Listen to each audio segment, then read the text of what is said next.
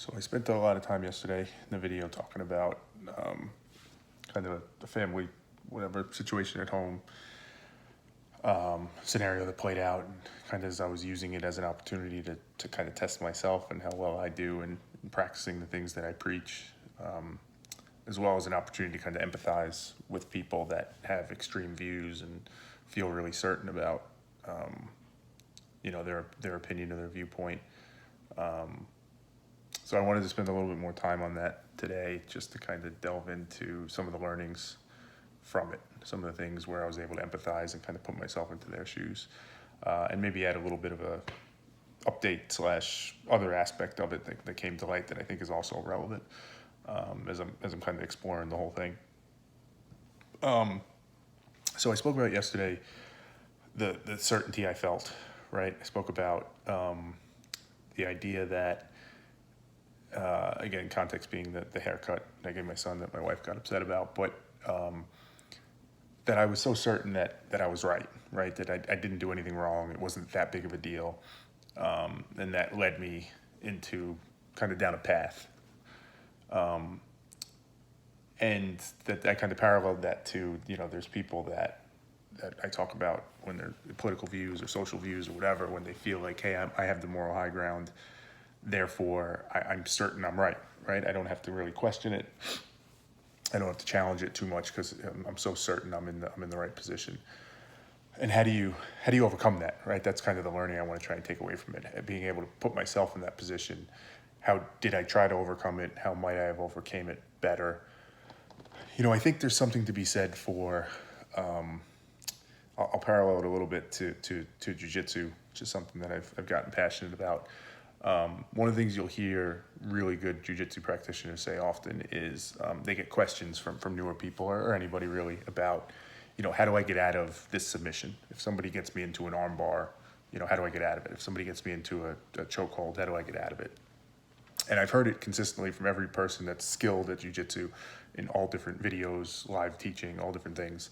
The response is always the same. It's honestly, you're asking the wrong question, right? It's not about, once you're in that position, once you're in the armbar, that there's some Hail Marys you could throw up to try and get out.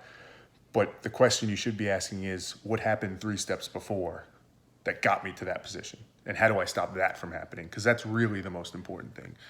And I think there's a similarity here, or a parallel here, where, I could ask the question of, once I'm in that mind state, once I've gotten really extreme and I've gotten really certain of my view and maybe anger is starting to build up, like we spoke about yesterday, how do I get out of that? Well, it's the wrong question. How do you stop it 3 or 4 steps before? And I really do think that's the best way. That's the number one way to do it. There's other things you could do once you get past that step, but I think just being mentally strong and courageous enough, being self-aware enough, challenging yourself enough to, as soon as a situation arises that's of any significance, right? You can't do it for everything, but for things that are of some significance, to just force yourself immediately, let me try and look at this from a different perspective. Let me see where I might be missing. Let me just play the other side. Force yourself to say, if I had to make an argument, if I had to try and explain in this scenario why my wife's so angry, and give a rational explanation for it, what would that look like? Force yourself to do it, right? I think that's critical, to just address it up front before it gets too far. Don't let your mind start to get settled in on the narrative that you are right, because once it does, it's super hard to break. So you want to try and do that up front.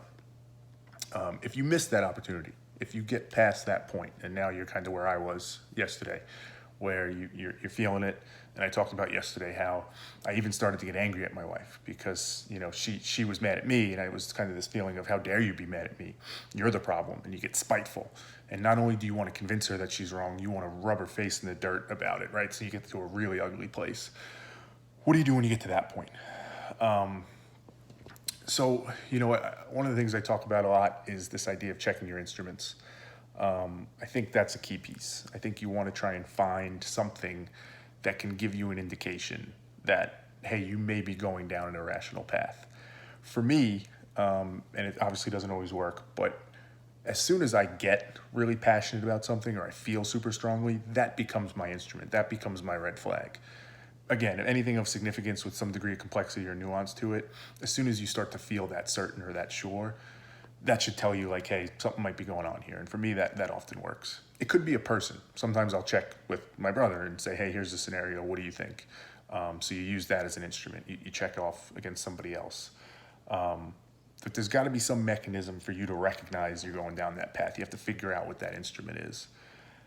And then lastly, or not lastly, but beyond that, whether you start to recognize it, ideally, I guess you'd have to start to recognize it to start to move away from it. But either way, as you start to get into the argument, right, as you're about to approach the issue, and whether it be an argument or whatever it is, I talked about yesterday the concept of faking it till you make it. And I do believe that comes into play a lot too. It kind of ties to the first point of force yourself into, trying to understand the other side, explain the other side.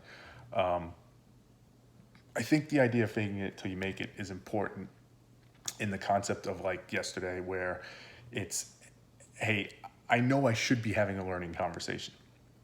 I should be trying to understand whose contributions played into this, not blame, but contributions. I should try and learn and understand that person's truth. I should try and challenge and question my own beliefs and really try and hear what they're saying, and not let it just fall to like an identity conversation where I'm just worried about protecting who I am. But that's hard. It's really, even if you recognize, right? Even if you recognize and you check your instruments and you see it, to actually do all that is super hard. So what I've started to come to grips with is the idea that to get yourself mentally mature and sophisticated and tough enough to just do it genuinely, you might be waiting forever for that. So there's this concept of just force yourself, fake it, literally. Go through the motions just to start the process moving. And what I'm starting to see, it's not proven yet, but what I'm starting to see is once you do that, it kind of starts to build on itself. And what I would parallel that to is actually back to jiu-jitsu again, and even running. So some physical activities, which tie back to other videos, talking about how David Goggins builds toughness. And I think there's something to that. But the reason I bring up jiu-jitsu or running is, for me, over the last year, I've spent a lot of time doing those two things. And perhaps the most important thing they've taught me, which is such an unbelievably simple concept that should be super intuitive, but at least for me, and I think it's for others, our brain just doesn't work that way, is this simple concept of the more you do it, the better you will get. It doesn't matter, how good you are at point A. If you keep doing it, by the time you get to point B or point C, you will be better. How much better depends on a lot of different variables. But it is pretty much undeniable that if you keep doing it, if you keep showing up and doing it, it will get better.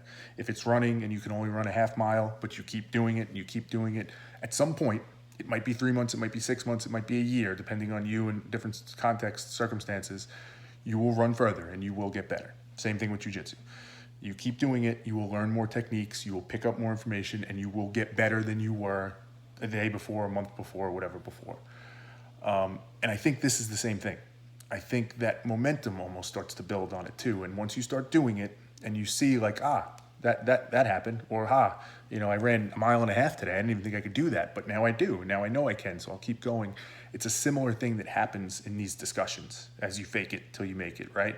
You start to say, I could do that, and my world didn't end. My identity didn't explode. I could do that, and my pride wasn't crushed. I could do that, and it didn't turn into a huge argument. And you build on that, and you just keep doing it. And eventually, your brain starts to recognize like, I can run 4 miles or 5 miles, or I could genuinely just do this and get to a better outcome and be better than I was before. And it kind of comes back to the whole point of your brain creating narratives. There is a super strong narrative, at least in my brain, that when a situation like yesterday comes up, there's a way in which you handle it. If you are right, you attack, you prove your point. All these different things you do to overcome that narrative. I think it takes time, right? But if you spend that time waiting until you're perfect and ready to do it exactly the right way in the moment, that time will never come. It'll never come because you'll never be able to get there. It takes time, but it takes time of you doing it and trying it and trying it and trying it and consistency. And then you will go from point A to point B and you will be better at it and you'll see the results of it. So I'm going to end it there. I won't go into the status update piece of it. Maybe I'll save that for tomorrow and just kind of keep digging in on this topic. But I'll cut it at that point.